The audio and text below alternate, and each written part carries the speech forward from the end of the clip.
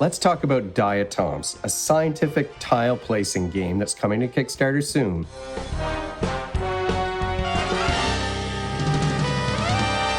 Welcome to Brains on Games. I'm Dr. Brian McDonald. In this episode, we're going to talk about an upcoming game that was sent to me not too long ago by the folks over at Ludoliminal. It's a game called Diatoms. Now, Diatoms is coming to Kickstarter soon. I'll include some information about the campaign in the show notes below this video.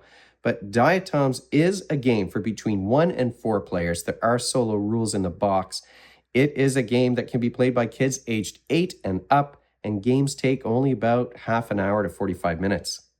Let's take a deeper look at Diatoms by Ludoliminal. Diatoms is a light to medium tile placement game. Now, of course, this is a prototype, so components might change by the time this game actually gets to people's hands, but it's a very beautiful, shiny prototype, as you might be able to see. I'll also take some pictures, and hopefully the glitteriness of the components will show up in the photos on these cameras. But Diatoms is, like I said, light to medium. You're trying to earn victory points by creating a mosaic on this slide. The theme here is about naturalists in the 1800s who used to collect these microscopic bits of algae from water samples and organize them artistically on slides that might be collected or purchased by other naturalists. So you've got these shiny pieces in different colors and different shapes, and you're trying to earn the most victory points by placing them on your slide board. In the basic game, you'll have these 3 judges, and you've got these judging cards on the table to remind you of how you want to place those diatoms so that you can earn the most points. Your judging sheet, where you keep track of your score at the end of the game, is also going to be a helpful reminder of how these things work. So you're trying to collect the most colors, you're trying to have a variety of shapes in each ring, and you're trying to place things symmetrically if possible. Now, there are a number of guest judges in the box as well. So there are several of these guest judges, and you're going to choose one at random, potentially at the start of the game, if you're more advanced, if you're more familiar with the game. And they might give you a ton of points, or they might give you penalties. So there's an easygoing mode for each one, and a more persnickety version of the judge. So when they're persnickety, they're not just going to give you points if you follow their rules, they're also going to take points away if you do things that they don't like. So you're earning points by placing these diatoms on your slide, but how are you getting the diatoms? Well, this is where the tile laying comes in. So there are going to be 2 stacks of these tiles with different colors of water samples on each one. At the beginning of each turn, you start with 2 of these, and at the beginning of each turn, you draw a 3rd one. So you've got 3 options. One of the things that I like about these tiles is that they are double-sided, and the opposite side is a mirror image of the other side, so that it just gives you a little bit more flexibility in terms of placement. And then you are just placing tiles on the board so that the touching colors match. That's the one rule for tile placement. You have to make sure anywhere that your tile that you're placing touches another one, the colors have to match. And of course, there's some blank spots, and those are kind of like wild cards. Then you take a look at the intersection you've created. And this is what's going to determine which shapes and which colors you're going to get. So in this case, they've included this little lens, which I really liked. It made it super easy to visualize what it was we were getting as we were placing the tiles. So you've got 6 different areas underneath that lens. And in this case, 5 out of 6 are red. So I'm going to get a red star that I can place somewhere on my slide board. And like I said, I'm trying to think about a variety of shapes within each ring. There's 3 rings on your board. You might be trying to place things so that they can be symmetrical. I'm going to want another red star over here if I can get it. That's going to get me 15 points. And you want to make sure that there's a variety within each ring. So you really are puzzling things out. Even just in the basic game, you're building 2 puzzles. You're adding the tile to get the pieces you want, and then you're deciding how to place those pieces on your slide. And the play just continues like that. You place a tile, you take whatever samples you get from that tile, you place them on your board. The next player, unless there's something serious happening that the next player needs to see your placement, how you're arranging things, the next player can begin while you're deciding how to place those pieces on your board. Of course, you can't place another tile until you've put all your pieces in when it comes back around to you.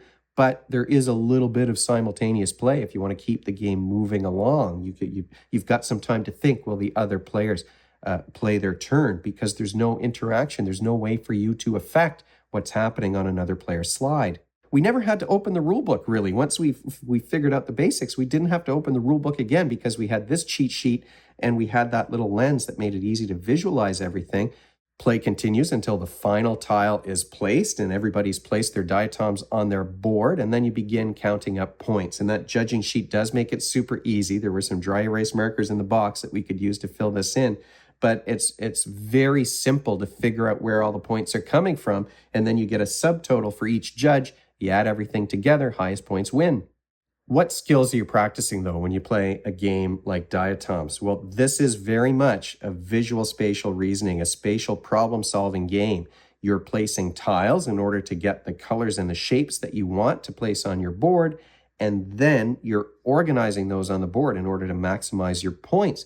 There's some geometry that you're working on here as a part of that spatial reasoning process, because you're thinking about symmetry and variety. You're trying to arrange things in a way that's going to maximize those points, and you do have to look at those lines of symmetry as you work. Working memory is important in that process as well, because you're juggling a lot of things. You're placing the tile and you're trying to figure out how those fractions are going to add up in order to figure out what colors you're going to get. And then you have to look at the 3 or 4 judges to decide how and where you're going to place those samples that you manage to collect each turn.